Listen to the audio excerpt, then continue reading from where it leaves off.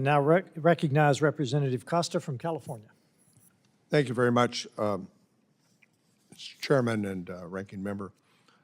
You know, it is challenging looking at the history of this part of the Baltics post-World War II and where we are today. The fact is that both Mr.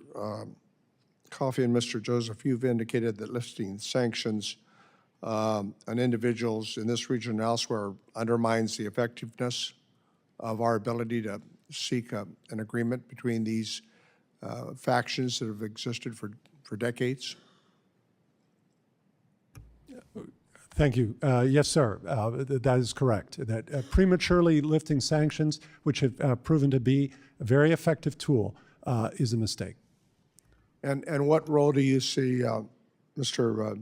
Joseph, as the ability to us to work on a more comprehensive basis with NATO to get the sort of ability for these countries to come together? It's been really very difficult in obviously recent years. Sure. Yes, sir. And NATO plays a key role in Kosovo. In Bosnia-Herzegovina, ironically, there's an economic avenue that is tailor-made for this administration because there's a tremendous potential. Why do you think the administration's not pursuing it? So you or Mr. Joseph said that we're at a crossroads right now. Yeah, sir? Did you say, or was it your colleague here who said that we're at a crossroads right now? It's with Serbia. Yes, sir. Yes, we're at a crossroads with Serbia, absolutely.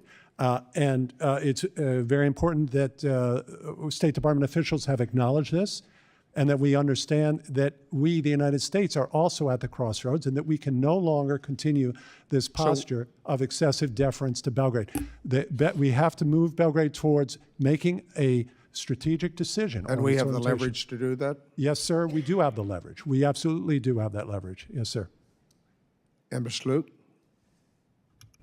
Well, of course, I take a different view on this. I think we use the leverage that we have, and we still haven't made meaningful progress on getting Serbia more into our alignment.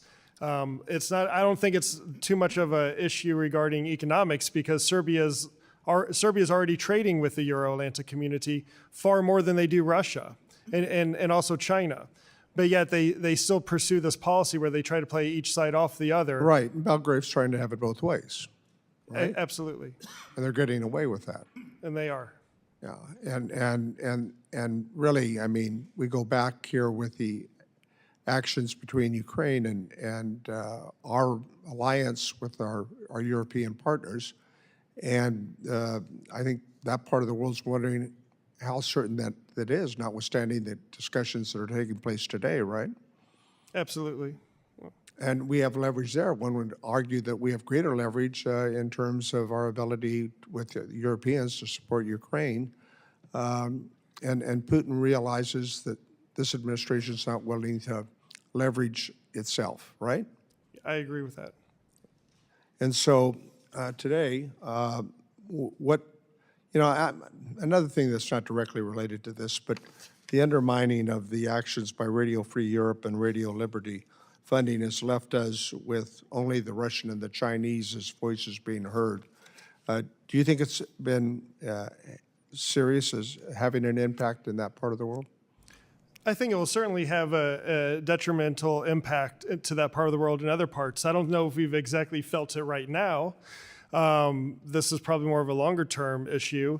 And we also shouldn't fool ourselves into thinking that these organizations were working perfectly to begin with, but it was certainly the wrong choice, in my opinion, to just get rid of everything and have nothing meaningful to replace it at a time when in the 21st century, information is so vital. How people consume information, how you deliver information is so key to geopolitics. And we have effectively removed a tool that we have to do so. And I remember very clearly back in February of 2022, when there was strong bipartisan support that this was between good and evil.